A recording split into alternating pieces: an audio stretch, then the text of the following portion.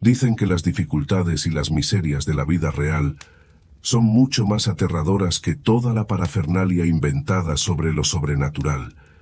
Pero ¿qué hacer si algo inexplicable, que parece sacado de la imaginación mística, se manifiesta en la realidad?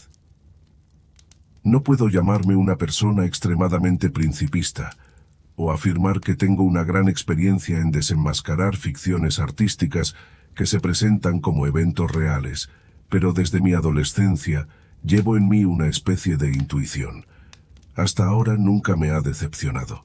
Al escuchar el relato de alguien, puedo casi con certeza determinar si es inventado desde cero o está basado en eventos reales en la vida del autor. Una historia verdadera generalmente contiene toques que yo llamo de esa manera. Estoy firmemente convencido de que las entidades sobrenaturales nunca cometen errores ni pueden encontrarse accidentalmente con personas comunes. Si algo decide tocar a alguien, pincharlo como una pluma sobresaliendo de una almohada, al desafortunado solo le queda confiar en su suerte y rezar a quien sea para que lo tocado por lo desconocido no comience a perseguirlo. Ahora, cuando la desgracia me ha alcanzado y he sido tocado, he comprendido que escribir sobre ello es lo más difícil. Todavía no tengo la valentía suficiente en mi interior para admitirlo ante mí mismo y aceptar el hecho incuestionable de un encuentro con lo sobrenatural. Pongo enormes esperanzas en las siguientes líneas, ya que solo ellas podrán ayudarme a reinterpretar lo sucedido en mi vida. Todavía soy estudiante. Me mudé a un nuevo apartamento con el apoyo de mis padres. El fondo del viejo distrito tampoco era gran cosa, pero teníamos un plan claro: hacer reparaciones, vender el apartamento de 2 habitaciones a un precio más alto y luego comprar un apartamento de 3 habitaciones. El pasillo resultó ser mucho menos decente que mi nuevo hogar. Por primera vez en mi vida, vi escalones de concreto con horribles astillas en los bordes. En el segundo piso, alguien había cortado parte de las barandas de hierro y, desde hace varios meses, el piso del tercer piso estaba lleno de escombros. Según los residentes, nadie había podido limpiarlo después de un incendio justo detrás de la puerta del pasillo. Una pequeña sala, si se le puede llamar así, estaba entre las 2 escaleras. 2 escaleras, una hacia arriba, a los apartamentos, y otra hacia abajo, al sótano. Entre ellas la caseta del conserje, hecha de plástico blanco sucio con ventanas y una puerta exactamente como la de mi balcón. Dentro, una silla gastada, un teléfono fijo antiguo y oxidado, una caja fuerte del tamaño de una mesita de noche, sin mesa, solo un alféizar de ventana ennegrecido por colillas y una lata de guisantes verdes aplastada, llena de colillas. Ese fue mi lugar de trabajo. No estaba buscando ese trabajo. Originalmente planeaba ir a clases de manera selectiva. Y en mi tiempo libre solía quedarme en casa y programar para trabajar de forma remota. Sin embargo, al ver un anuncio, decidí que no me vendrían mal unos 90.000 al mes por una simple vigilancia nocturna en la caseta. El presidente de la junta, un hombre peludo con divertidas gafas ovaladas, organizaba el asunto. El antiguo conserje estaba en el hospital con neumonía y murió de sepsis allí mismo. Así que el pasillo necesitaba urgentemente un nuevo conserje, me explicó después. La necesidad de tener un conserje en un edificio tan poco atractivo resultó ser una decisión de la empresa de administración que asigna una cierta cantidad al presupuesto del presidente. En el papel, él solicita un empleado adicional con un salario de 95.000, de los cuales se queda con 5 para él y paga los restantes. Inspecciones muy raras pero inesperadas registran a la persona en el lugar de trabajo y no se quejan, posiblemente gracias a un pequeño soborno. En resumen, el mecanismo estaba bien establecido. A principios de octubre, compré una mesa plegable para mi computadora portátil y decidí combinar actividades, trabajando toda la noche. Las primeras veces fueron espeluznantes. Llegaba a las 9 de la noche, relevaba a alguna señora parlanchina y trabajaba hasta las 9 de la mañana. Saludaba a los vecinos que pasaban, o corría tras los ruidosos adolescentes entre los pisos. Pero cuando el edificio se quedaba en silencio, cada ruido en el pasillo golpeaba mis nervios desnudos como una baqueta de fieltro en un atril de orquesta, y yo me estremecía, alcanzando la puerta. El miedo se disipaba, aunque no podía quedarme mucho tiempo encerrado porque el aire solo entraba por la rendija junto a la escalera que bajaba al sótano. Respirar se volvía difícil y desagradable, pero con el tiempo me acostumbré, sin saber de qué podía hablar con ella. Las noches se sucedían, parecidas entre sí, durante unas 3 semanas. Vivía según el mismo horario. Si no necesitaba ir al instituto al otro lado de la ciudad durante el día, mi felicidad no tenía límites. Un pintor y otros trabajadores venían a hacer reparaciones en mi apartamento, y mientras estaban ocupados, yo descansaba en la habitación de al lado. Por la noche, pagaba, y después de despedir al equipo, asumía el turno. Y hasta ahora no he entendido quién murió ese día. Los vecinos no sabían mucho y me dio vergüenza preguntarle al presidente. Eran alrededor de las 10 de la noche, ya me había acomodado, probé una ensalada comprada y hojeaba la interminable cinta de TikTok cuando las puertas del ascensor se abrieron en el primer piso y 2 tipos fuertes arrastraron por las escaleras una bolsa negra con un cuerpo. Estaba sentado con la boca llena y los miraba con los ojos. Presentía algo malo y así fue. En el último escalón, el chico que iba delante tropezó y cayó hacia adelante. El segundo apenas pudo sostener la carga y casi se le escapó. Justo a tiempo para agarrarme del pasamanos, debajo del polietileno negro opaco, apareció una cabeza calva hinchada que con un crujido mortal se estrelló contra el marco de la puerta. Mi ensalada terminó en el suelo de inmediato. Me levanté y, asustado, me metieron 1000 para que nadie supiera lo que había sucedido. Luego cubrieron la cabeza del cadáver, ya afectada por la descomposición, y sacaron la bolsa a la calle. El primero, el que tropezó, luego regresó, limpiando la esquina con un trapo húmedo. Una y otra vez decía: «Lo siento, le dije que lo atara bien, pero lo siento otra vez». Radilov, el tembloroso, dijo algo grande. En mi nariz había un olor dulce a muerte. Quise distraerme, pero las fuerzas para trabajar parecían haberse ido con el cuerpo mutilado. Mi colección punk seguía tocando, pero solo provocaba una melancolía que oprimía el alma. Los videos recomendados eran constantemente terroríficos, con voces procesadas dictando hechos aterradores. Si piensas que los fantasmas no pueden atacarte a la luz, estás equivocado. Simplemente es más aterrador en la oscuridad. Me estremecí y pasé a algunos TikToks con gatos divertidos.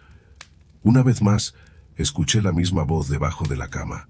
«Mira el techo».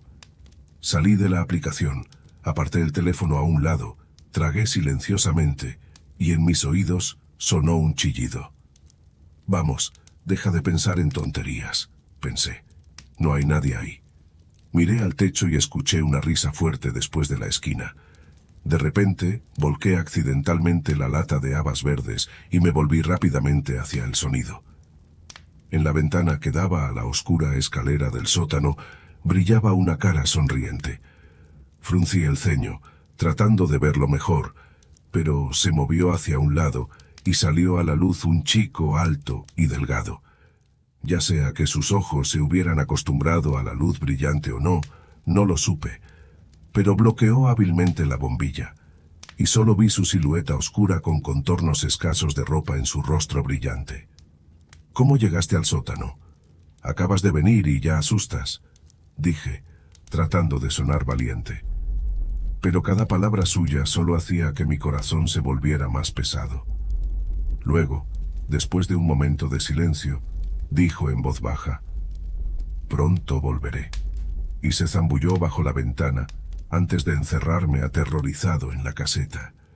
Escuché pasos rápidos en las escaleras del sótano. El tiempo se acercaba a las 2 de la madrugada. Mis dedos temblorosos recorrían la lista de contactos y no se decidían a llamar a nadie para una llamada nocturna. Dentro de mí, Ya había decidido que alguien extraño había entrado al sótano a las 3 en punto. Por alguna razón, ese momento estaba asociado con una fuerza maligna. Por un momento, regresó una especie de escepticismo empalagoso.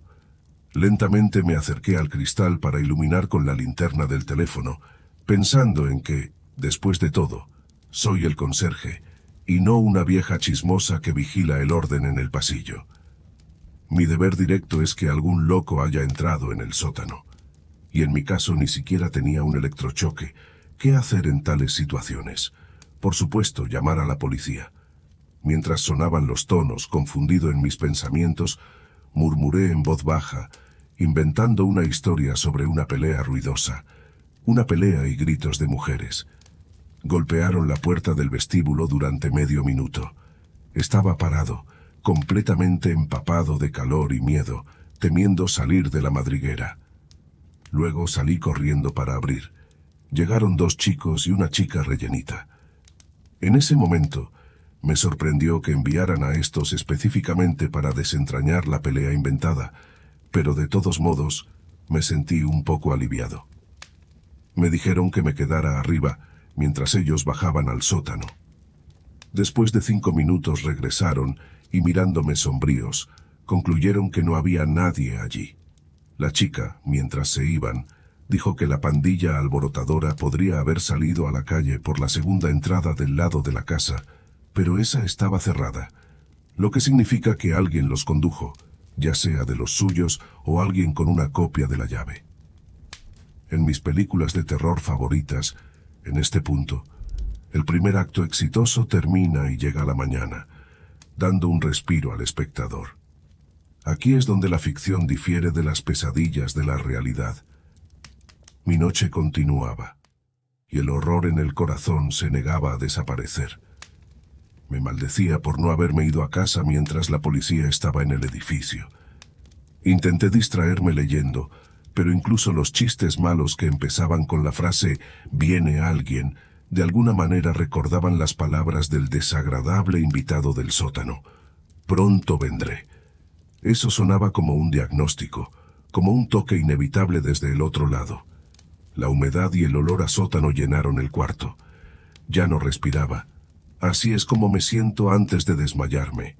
Intentaba consolarme débilmente, disolviendo las palabras de la policía. Dijeron que no había nadie allí. Pero algo en mi mente, pensamientos sobre el regreso inminente del inquietante personaje, se aferró a los nervios despeinados. Un dolor punzante se extendió desde la nuca hasta el cuello.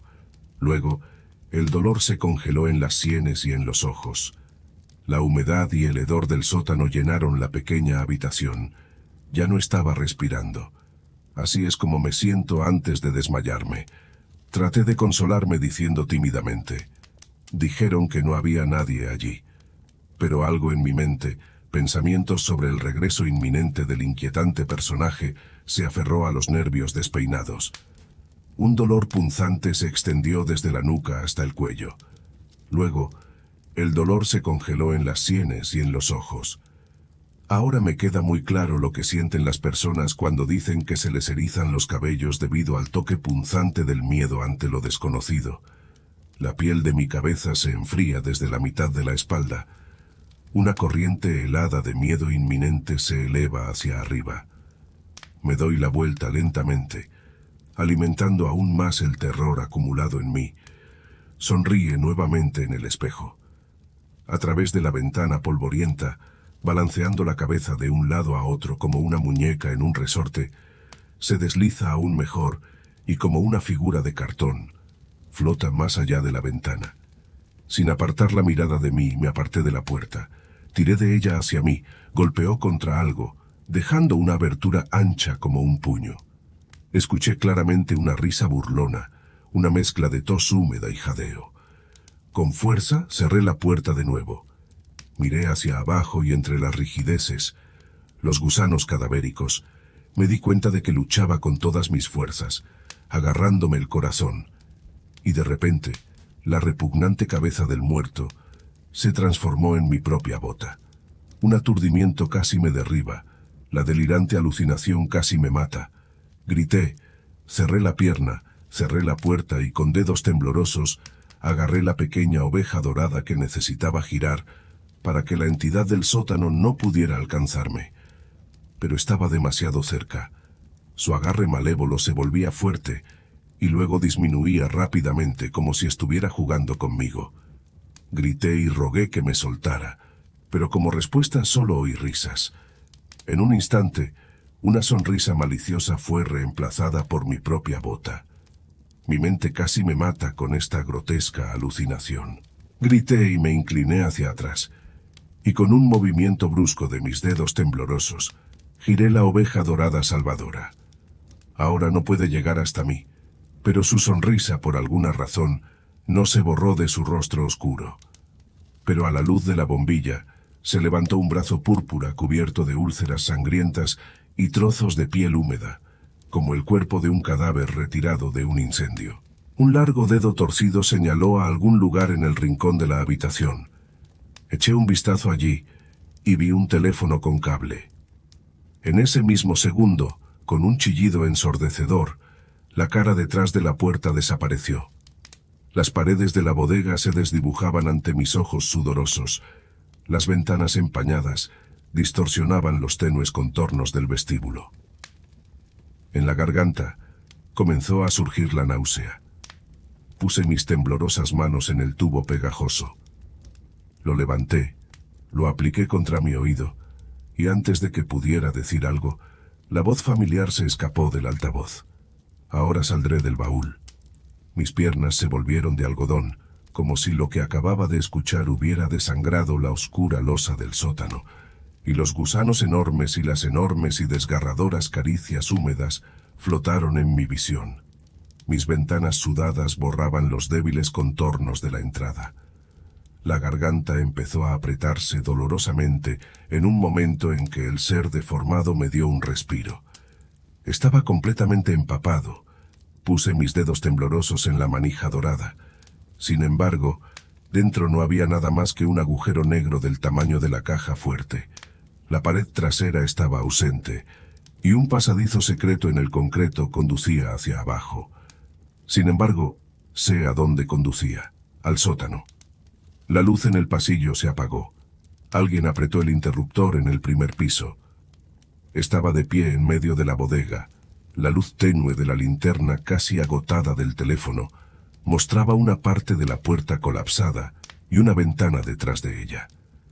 A través de ellos se perfilaba una figura, se acercaba rápidamente y de todas las maneras posibles mostraba que huir de él por las escaleras era inútil. Solo quedaba una salida hacia la calle, pero podría decidirme. Las últimas fuerzas se gastaron en la lucha por la puerta. La paciencia, junto con la determinación, se mezclaron en la puja, y solo quedó el antiguo y eternamente ardiente temor a lo desconocido. Me senté en el suelo, apoyándome contra la puerta de la caja fuerte, con la mano apoyada en la esquina del alféizar de la ventana y con el pie en una de las paredes de plástico de la bodega. Me concentré en cada sonido, cada respiración y cada movimiento, como una serpiente que crece dentro de mí, apretando contra mi garganta y agotando aún más mi ya frágil aliento.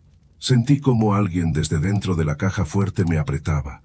No lo vi, pero sabía que en su brillante rostro oscuro aún sostenía una sonrisa, y que con sus dedos retorcidos acariciaba la barrera oxidada, listo para empujarla en cuanto tuviera la oportunidad y aferrarse a mí.